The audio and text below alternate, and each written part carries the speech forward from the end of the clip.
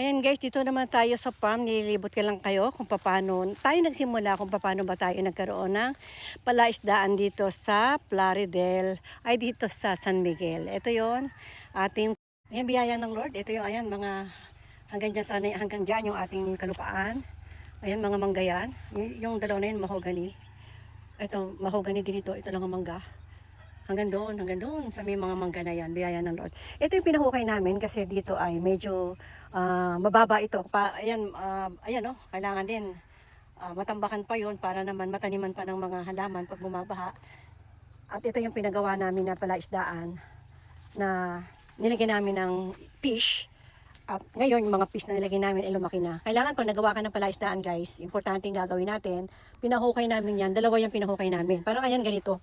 Pag tag-ulat, pag tag-tuyot, tuyong-tuyo ito. Talagang, nung unang hukay yan, tuyong-tuyo yan. At tapos ay nilagyan namin ng hinayaan muna na matreat nilason.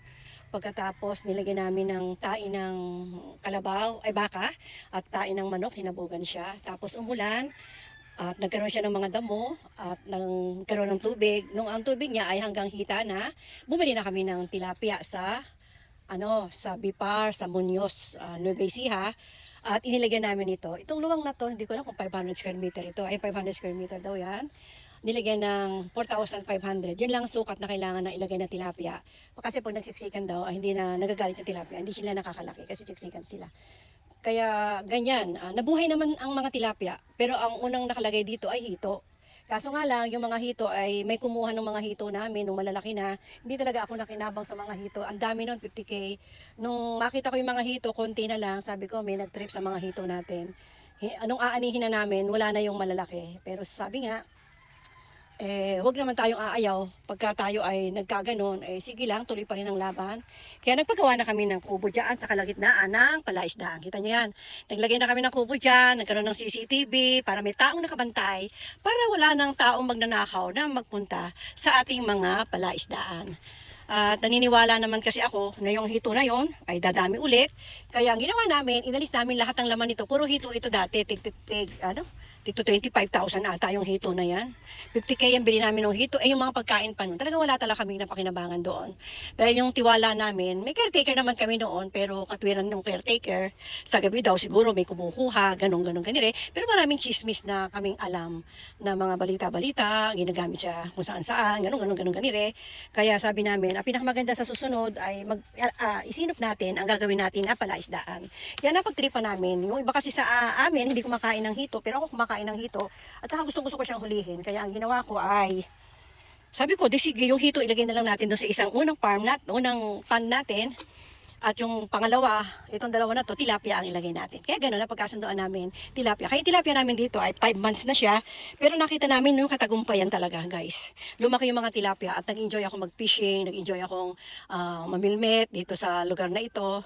Sa ngayon kasi siguro dahil kalalagay lang ng tubig, yung mga isda ay naninibago pa, nagtatago pa sila sa kailaliman, kaya ayaw nilang kumagat ngayon. Ayan. Pero masaya yung mga isda rito. Kaya isa sa natutunan ko sa paggawa ng tilapia farm, kailangan consistent din ang pagpapakain yan. Pero ngayon, kami na rin ang gumagawa ng pampakain sa kanila. Kasi simple lang din naman, basta may pelletizer ka, meron kang soya beans, meron kang darak, meron kang corn, mga vitamins para fish, conforme sa laki ng fish, at mga dahon ng malunggay, dahon ng kangkong, dahon ng saging, pwede nating ilagay sa ating pagkain sa mga fish, at saka yung mga amino acid na pampalaki sa kanila, calcium, conforme siyempre sa sukat. Kaya ayun, matututunan natin ang lahat ng bagay pag gusto natin. Simple ang pag-aalaga ng tilapia, makakainin mo sa umaga, sa tanghali, at saka sa hapon. Basta ingatan lang ng Lord sa masasamang tao ng mga magnanakaw. Pero sabi niya, wala namang mangyayari sa mga magnanakaw kung puro nakaw ang gagawin nila. Kaya huwag tayong susuko, patuloy lang tayong maniwala na ang buhay natin ay pagpapalain. At pinakamaganda rin sa farm, nung bili namin ito, nagtanim na kami ng mga abukado, ayan. sunod-sunod na avocado. Doon sa kabila naman na yun, mga kalamansi ang itinanim namin. Tsaka yung tanglad, marami akong na-harvest na tanglad. Ngayon marami din akong tanglad. Marami rin akong citronella, papaya, madami din, saging. Hindi na kami bumibili ng saging guys kasi ang nangyayari ay harvest ka na lang ng harvest ng saging. Every week mayroon kang haharbisin. Basta marami kang nakatanim na saging. Yun ang importante. Pag may itinanim, ayan gaya nito, tinanim namin yung mga malunggay na to para nga sa mga bibe, sa mga manok. At syempre, pag sobra-sobra naman, hindi naman na kailangan ng bibe kasi may pagkain din naman sila. Ginagamit ko naman ito sa aking soap making. Kaya lahat ng ginagamit ko sa aking soap making, sa serum, sa shampoo, ay galing sa herbs natin, galing sa farm natin na talagang wala kang pollution. Kasi wala namang mga sasakyan dito guys. Wala rin fertilizer. Kasi ang ginagamit ko rito ay yung mga ginagawa ko din na fermented plant juice, fermented fruit juice na galing din sa mga halaman natin. Pag na sobrang hinog o sobrang dami, ginagawa naman natin yung fermented.